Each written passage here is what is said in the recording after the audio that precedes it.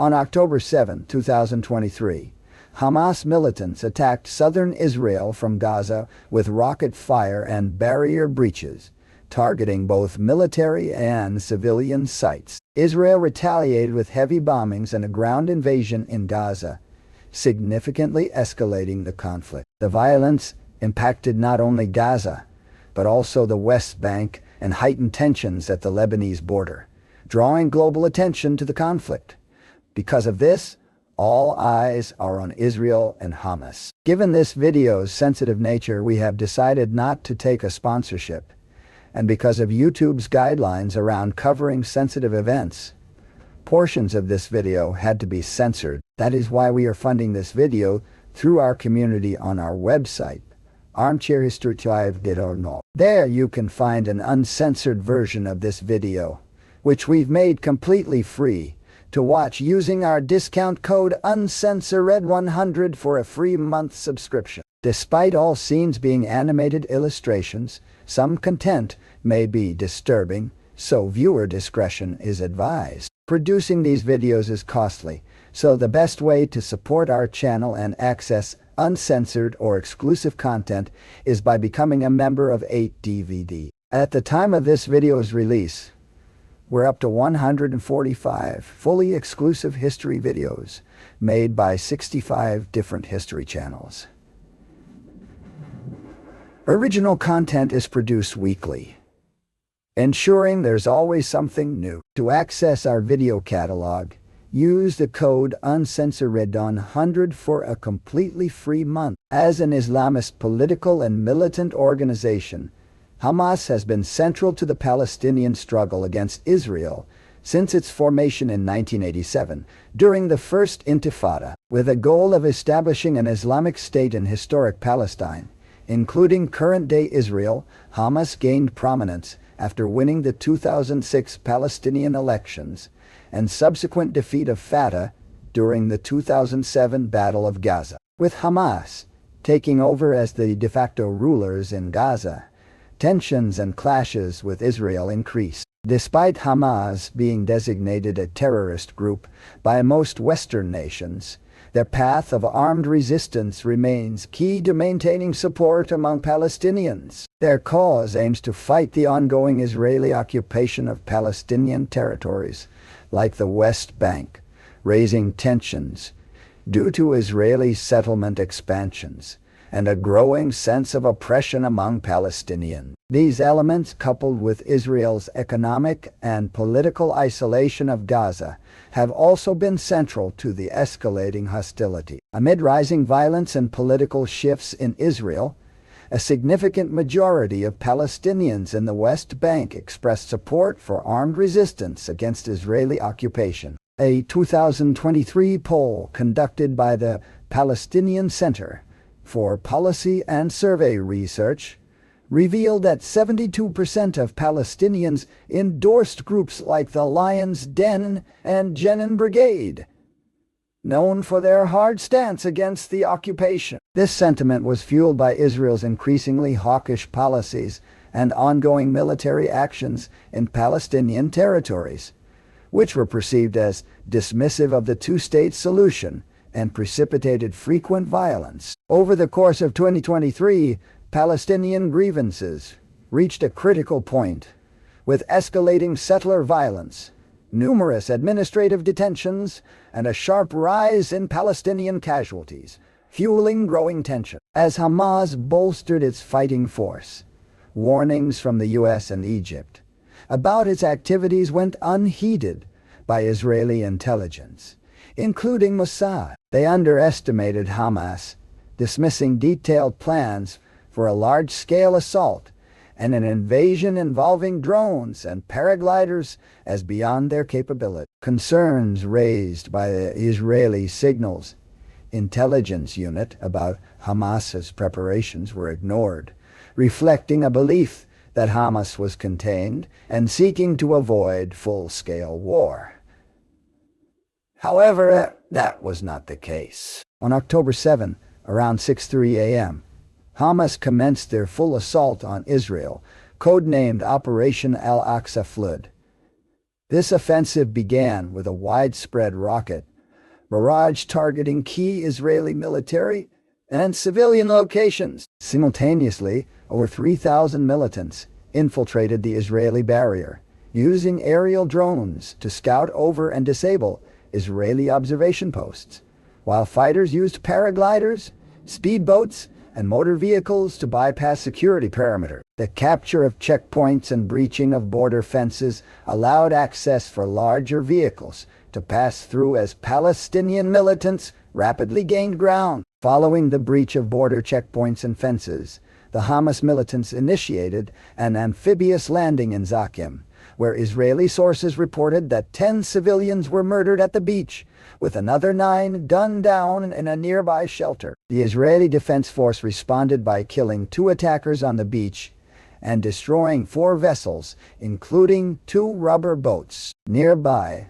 Hamas militants also captured a military base near Nahal Oz, leading to the deaths of at least 2 Israeli soldiers and the capture of 6 others. Intense fighting also ensued at the Reim military base, where Hamas temporarily seized control of the base and took several Israeli soldiers captive, although the IDF later regained control.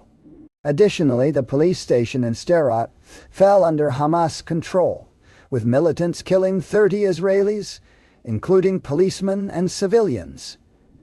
Hamas targeted rural Israeli communities, causing widespread destruction and civilian massacres. Multiple hostages were also taken from populated towns near the Gaza border. A music festival near Reim faced an especially brutal attack, with mass casualties and more hostages. Allegations of sexual violence against Israeli women, supported by Israeli forensic evidence, were also made. Hamas and the Palestinian Authority disputed the mass casualties, blaming them on Israeli strike. But Israeli police contended that their aerial response caused only a minor portion of the casualties, primarily from friendly fire. Israel's military response was initially slow, with helicopters from the north facing difficulty distinguishing militants from civilians. In the chaos, pilots initially bombarded targets indiscriminately, attacking around 300 sites in just 4 hours.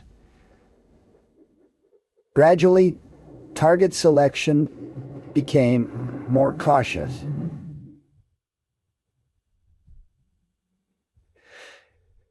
Confusion was worsened by militants employing tactics to blend in with civilians. Specifically, they deliberately avoided running or making sudden movements to mimic typical civilian behaviors during air raids. This tactic made it challenging for Israeli forces to distinguish them from local civilians in the area. By 9 a.m., amidst growing disarray, some helicopters engaged targets without fire clearance. In a televised appearance, Prime Minister Benjamin Netanyahu declared that Israel was at war and threatened to turn all the places where Hamas is organized and hiding into cities of ruins. The IDF launched Operation Swords of Iron, signaling a full-scale military response.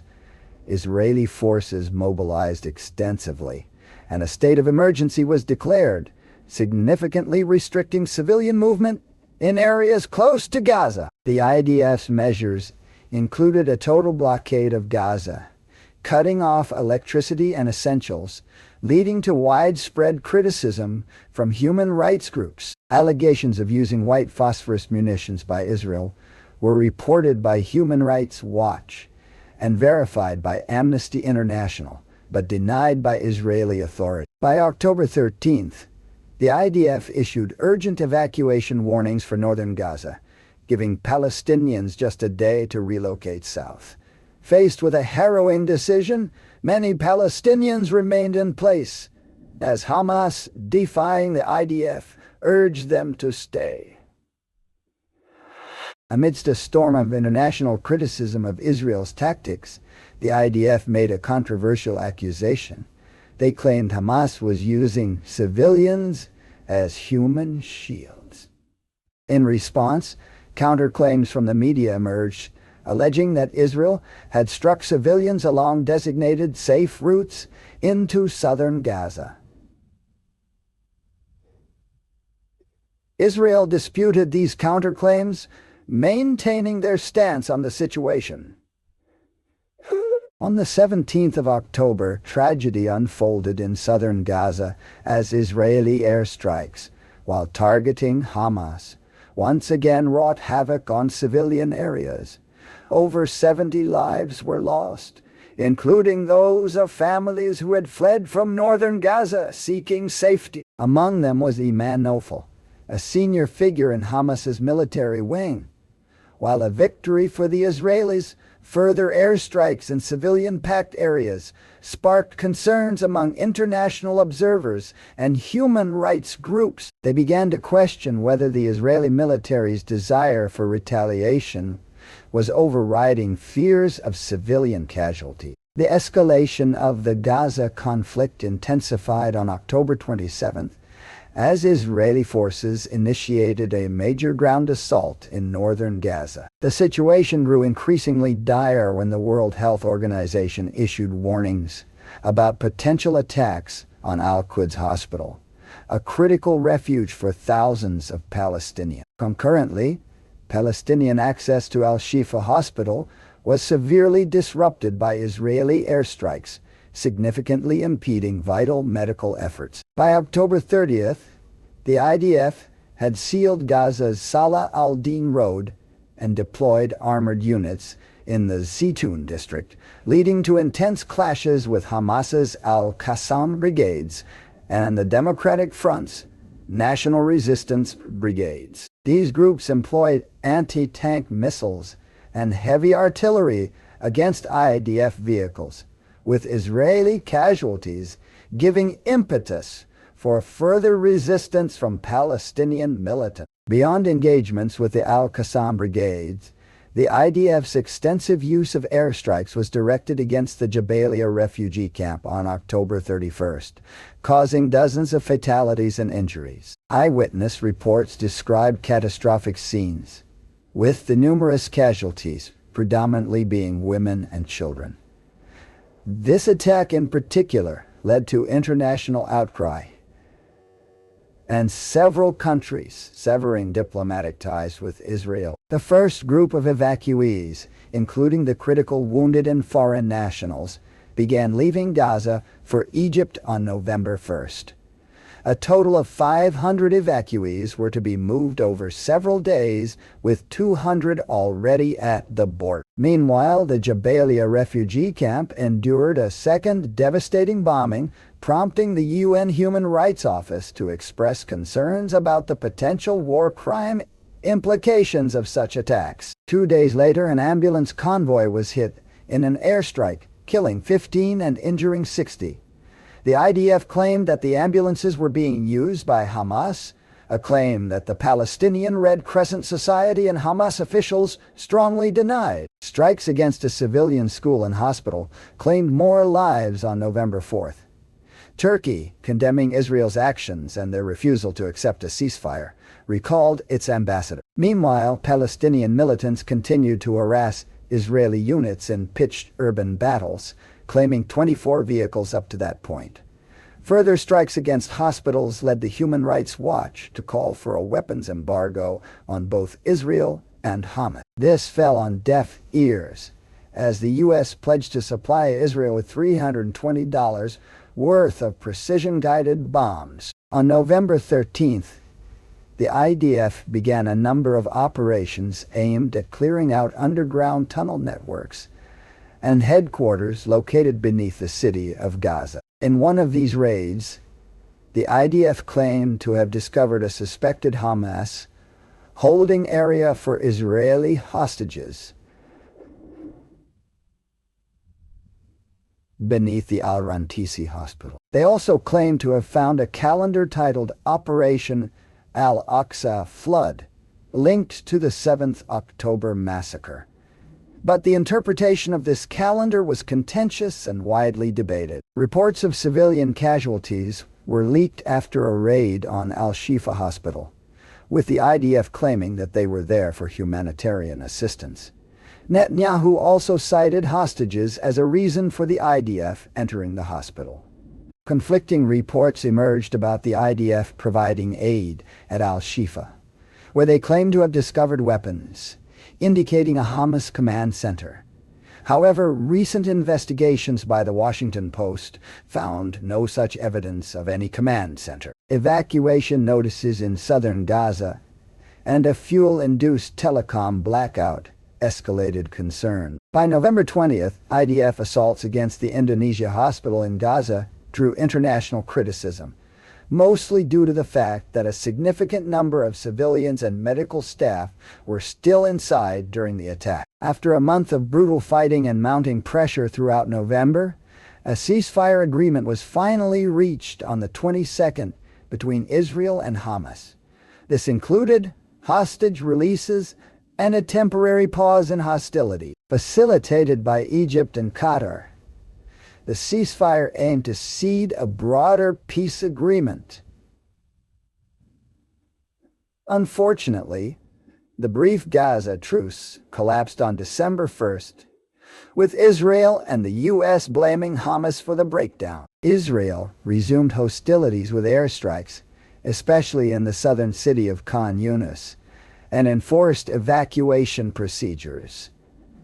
Hamas suspended hostage negotiations, demanding a halt to attacks and the release of Palestinian prisoners. For the IDF, alleged discoveries of concealed weapons and militant equipment found throughout areas of southern Gaza gave them further impetus to press their campaign. The U.S. called for renewed hostage negotiations and civilian protection, but Amnesty International raised war crime concerns due to U.S.-made weapons used in airstrikes lacking military targets. Fierce fighting and bombing in Gaza has intensified in the north, with the IDF claiming to have uncovered another large weapons cache located adjacent to the Al-Amal Health Clinic and Beit Lahia School. Over December, Israel shifted its military campaign to the more densely populated south. This focus not only complicated Israeli operations, but greatly increased the risk of civilian and military casualties. The IDF, reorienting toward ground operations over airstrikes, issued evacuation warnings to Palestinians in Khan Yunis before commencing military operation. The U.S. continued to support Israel's stance against Hamas, though there have been increasing disagreements between the U.S. and Israel regarding the escalation of military action. The West also urged the establishment of humanitarian corridors to assist the 2.3 million people in Gaza, highlighting the critical need to minimize civilian harm. The offensive marked a fraught second stage in Israel's military campaign. 400,000 displaced Gazans moved south, becoming cornered in a region racked by intense urban combat. Khan Yunis, a power base for the Hamas leadership in Gaza, also underwent heavy fighting. Internationally, the UN stressed the importance of safeguarding civilians and facilitating humanitarian aid as accusations of genocide continued to grow. Though the U.S. said likewise, they vetoed resolution drafts by the UN Security Council, stalling attempts to address the Palestinian crisis head-on. Meanwhile, a Hamas delegation was dispatched to Cairo on December 24th, discussing a potential ceasefire plan with Egypt.